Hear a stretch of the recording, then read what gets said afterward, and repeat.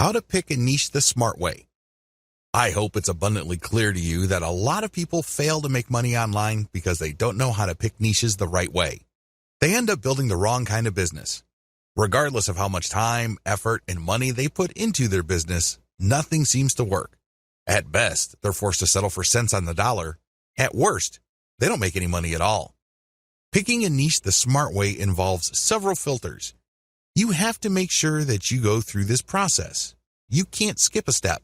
You can't assume that you know what's hot, and you can't wait to just build a website and get going. I'm telling you, your impatience will ensure the early death of your business, guaranteed. Step number 1, start with your personal interest.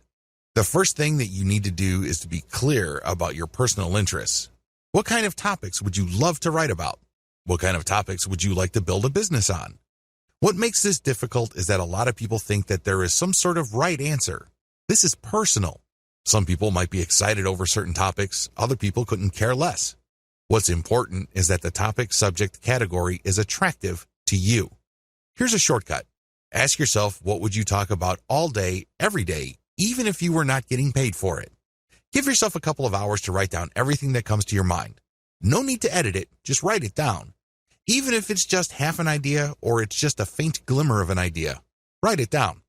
Step number 2, filter your topics by search volume. If you don't already have an account at Google AdWords, go ahead and set one up. You can access this by typing in adwords.com. Log in with your existing Gmail account and set up an AdWords account. Once you're set up, look at the Tools section and select Keyword Planner Tool. Type in the topics you're interested in. Do this one by one. When you do this, you get a list of keywords related to that topic. Look at those keywords' average monthly search volume. This is an indirect way of getting a rough idea of the overall demand level for those niches. Once you've found the keywords for one niche and have listed their search volume numbers, move on to the next keyword and then the next one after that. Once you have got the numbers for all these keywords, pick the niches that are in the middle.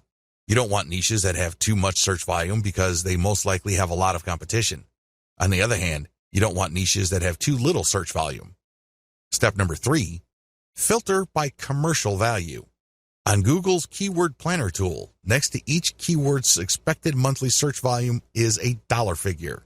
This is the estimate AdWords gives you regarding how much advertisers will pay per click on ads that show that keyword. This gives you a rough idea of the commercial value of each niche. Again, line up the CPC value of the keywords, come up with an average, and then compare all the niches' average values. You should focus on niches that have a decent search value. We're talking at least $1 or more per click. Again, this is the average click value. Step number 4, filter by competition level. By this step, you have shortened your list quite a bit. The next step is to enter each of the keywords related to the niches that are still on your list into Google's main search box. When you do a search on Google, it will tell you how many websites ranked for that keyword. Take note of this. You will then see how many competitors you have on average per niche. With this information, eliminate niches on your list that have too much competition. Step number 5, filter your list by search trends. Finally, go to Google Trends and enter the keywords related to the remaining niches on your list.